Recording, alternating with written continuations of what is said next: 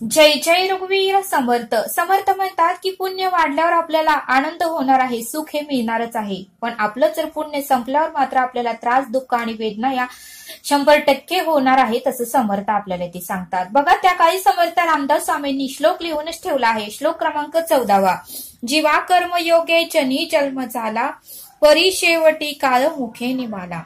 महाथोर ते मृत्यू पंथेची गेले, किती एक ते जन्मले आणि मेले. बघा, श्लोक क्रमांक 14 आहे. याचा अर्थ समर्थ सांगतात की जेव्हा कर्मयोगे जनी जन्म झाला, म्हणजे कर्मानुसार आपल्याला जन्ममृत्यूच्या फेरामध्ये अडकावं लागतं. जर पुण्याई वाढली, सत्कर्म असलं आणि जर मृत्यू समयी परब्रह्म ईश्वराचं जर नाव असेल तर आपल्याला सायुज्य मुक्ती मिळते आणि जन्ममृत्यूच्या फेऱ्यापासून आपली मुक्ती होते.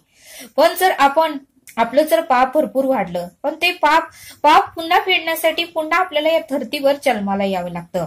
आणि महाथोर ते मृत्यू पंथेची गेले, म्हणजे किती जरी व्यक्ती थोर असला आणि कर्मात जर चुकला आणि त्याचं जर पाप वाढलं तर मृत्यू होणार आहे आणि परत त्याचा जन्म होणार आहे, असं समर्थ आपल्याला इथे सांगतात. आणि म्हणूनच समर्थ 4थी ओवी सांगतात, किती एक ते जन्मले आणि मेले. म्हणजे या धर्तीवर किती जण आले आणि किती जण गेले, किती जण आले आणि किती जण गेले. म्हणजे परत जन्म मृत्यूच्या फेऱ्यात अडकायचं नसेल तर आपल्याला सत्कर्म करून, नामस्मरण करून, उपासना करून आपल्याला या जन्ममृत्यूच्या फेऱ्यातून आपण सुटू शकतो. म्हणून समर्थ म्हणतात की पुण्याईचा संचय वाढवा, असं समर्थ आपल्याला ते सांगतात.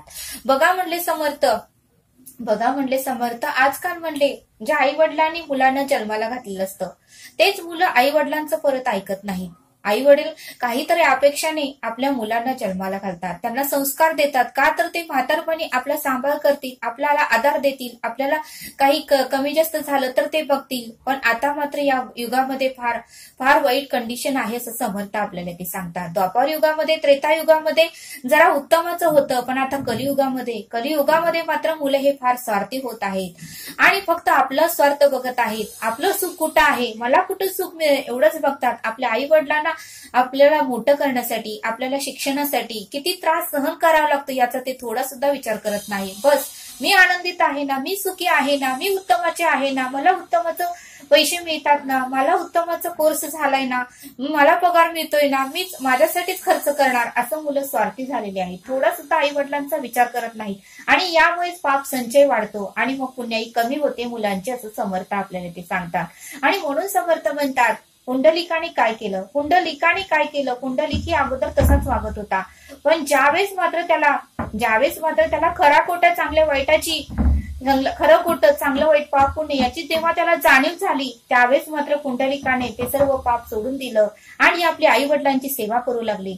एवढं सोडून दिलं की त्याने आपल्या बायकोचाही विचार केला नाही आणि आपल्या आई वडिलांसाठी तो पंढरपुरामध्ये आला. आणि बघा म्हणलं, एवढं त्याचं पुण्याई वाढली, एवढं त्याचं सामर्थ्य वाढलं, एवढं त्याची शक्ती वाढली की साक्षात पांडुरंग त्याला दर्शन देण्यासाठी आले. मग त्याने पांडुरंगालाही बघितलं नाही, वीट फेकली आणि म्हणाले, हे परब्रह्म, हे ईश्वरा पांडुरंगा, तुला जर माझ्यासाठी वेळ असेल तर या विटेवर उभार.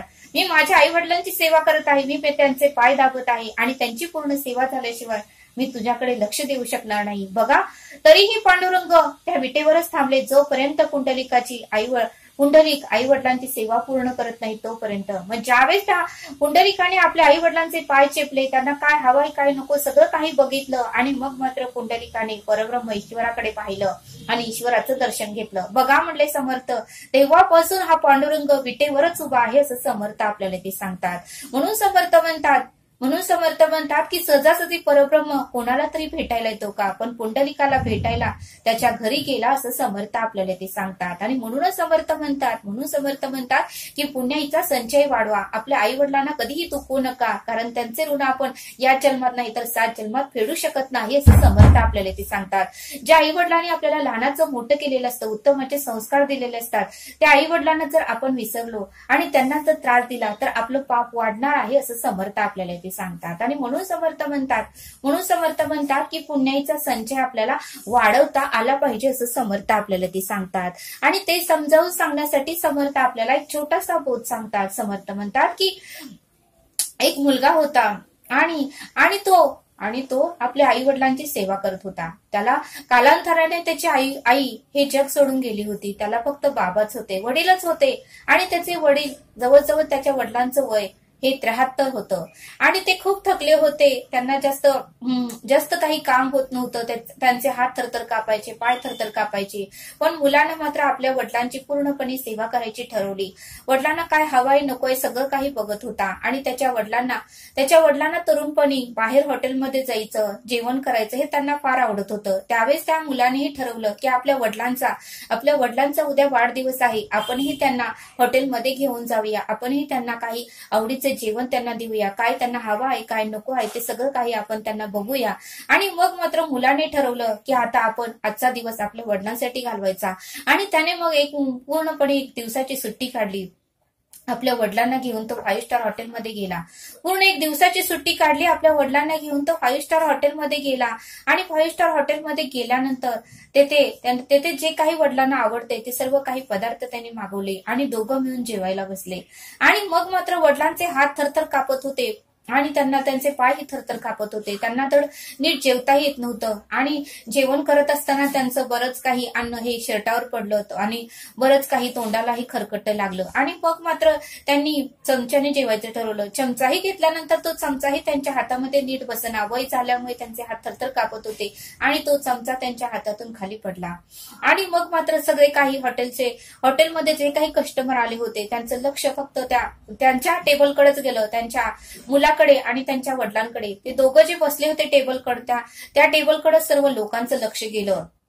आणि मग मात्र त्या मुलाने कुठलाही विचार केला नाही. कोण माझ्याकडे बघतंय, कोण माझ्याकडे बघत नाही याचा विचार त्या मुलाने केला नाही. त्या मुलाने पटकन उठला आणि आपल्या वडिलांचं तोंड पूर्णपणे स्वच्छ केलं आणि त्यांचे शर्टही पाण्याने स्वच्छ त्यांनी रुमालाने पुसून काढला. आणि मग मात्र तो मुलगा स्वतः जेवला नाही, पण आपल्या वडिलांना त्यांनी पूर्णपणे पोट भरून स्वतःच्या हाताने जेवू घातलं. आणि मग मात्र त्या वडिलांना खूप आनंद झाला. त्या मुलाच्या वडिलांना इतका आनंद झाला आणि तो म्हणायला लागला की बाळा मला माफ कर, आज हॉटेलमध्ये मी आलो आणि माझ्यामुळे तुला त्रास झाला, सगळेजण माझ्याकडे बघत होते. त्यावेळेस तो मुलगा म्हणाला बाबा काहीही हरकत नाही, तुम्ही माफी मागायची काहीच गरज नाही. ज्यावेळेस मी लहान होतो, ज्यावेळेस मलाही जेवता येत नव्हतं, ज्यावेळेस माझ्याकडूनही पोहे उपीट सारखं खाली सांडायचं, त्यावेळेस आईनी आणि त्यावेळेस तुम्ही मला उत्तमाचं भरवलं, माझंही तोंड तुम्ही उत्तमाचं पुसलं, माझ्याही शर्टावर जे काही घाण पडत होते ते तुम्ही उत्तमाची स्वच्छ करत होता, मी सगळं काही बघत आलो. आणि आज तुम्ही थकला आहात, आज तुमच्या हाताने जेवता येत नाही, तुमचं हात थरथर कापते. त्यावेळेस मी जर तुम्हाला जेवू घातलं तर यामध्ये चुकीचं असं मी काहीही केलं नाही, तुम्हाला माझी माफी मागायची काहीच गरज नाही. आणि त्यावेळेस मात्र हॉटेलमध्ये जे काही कस्टमर आले होते त्या सर्वांनी टाळ्या वाजवल्या आणि सर्वांना आनंद झाला. आणि मग मात्र सर्वांनी मिळून त्या वडिलांचा बर्थडे सेलिब्रेशन केलं, केक कट केला आणि मग मात्र सर्वांना आनंद झाला. आणि ज्यावेळेस मात्र तो मुलगा आपल्या वडिलांना घेऊन घरी निघाला त्यावेळेस मात्र हॉटेलचा मालक त्या मुलाकडे आला आणि त्या मुलाला त्यांनी शाबासकी दिली आणि म्हणाले खरंच तुम्ही उत्तमाचं काम केलं आणि तुम्ही एक गोष्ट सोडून जात आहात, तुम्ही उत्तमाची गोष्ट सोडून जात आहात. त्यावेळेस त्या मुलाला काहीच कळालं नाही. तो म्हणाला की अहो मी उत्तमाची गोष्ट कोणती सोडून जात आहे. त्यावेळेस ते हॉटेलचे मालक म्हणाले तुम्ही एकच गोष्ट उत्तमाची सोडून जात आहात. आज सर्वांना कळालं की आई वडिलांचा मान सन्मान कसा करावा. आज तुम्ही सर्वांना समजावून सांगितलं की जे लहानपणी त्यांनी आपल्याला जीव घातलं, त्यांनी आपल्या हातावरचं आपल्या शर्टवरचं खरकट स्वच्छ केलं, तर आता आपलीही वेळ आहे की त्यांना जीव घालायची. त्यांना जर होत नसेल तर त्यांचं जे काही खरकट सांडलं ते स्वच्छ करायचं. आज उत्तमाचा तुम्ही काहीतरी उत्तमाचा गुण सर्वांना देऊन गेला आहात आणि मलाही देऊन घालात. आज मलाही तुम्ही हा उत्तमाचा गुण देऊन जात आहात आणि माझ्या सर्व कस्टमरांनाही तुम्ही हा सर्व गुण उत्तमाचा देऊन जात आहात आणि त्यामुळेच मला तुमचा अभिमान वाटत आहे. आणि खरंच तुम्ही उत्तमाचं आज कर्म केलं, उत्तमाचं काम केलं आणि तुम्हाला या कर्माचं उत्तम फळ हे नक्कीच मिळणार असं हॉटेलचे मालक त्याला बोलले आणि त्याला शाबासकी दिली.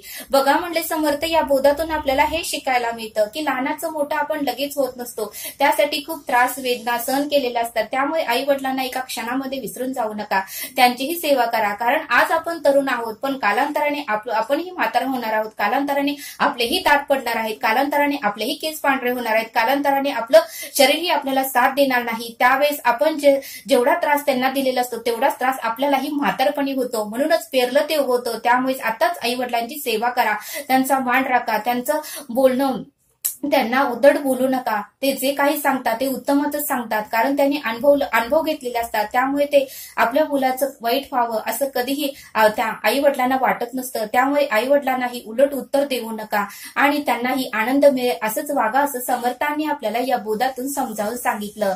तरी हा व्हिडिओ आवडल्यास सबस्क्राईब करा. भेटूया पुढील भागात. धन्यवाद. जय सद्गुरू.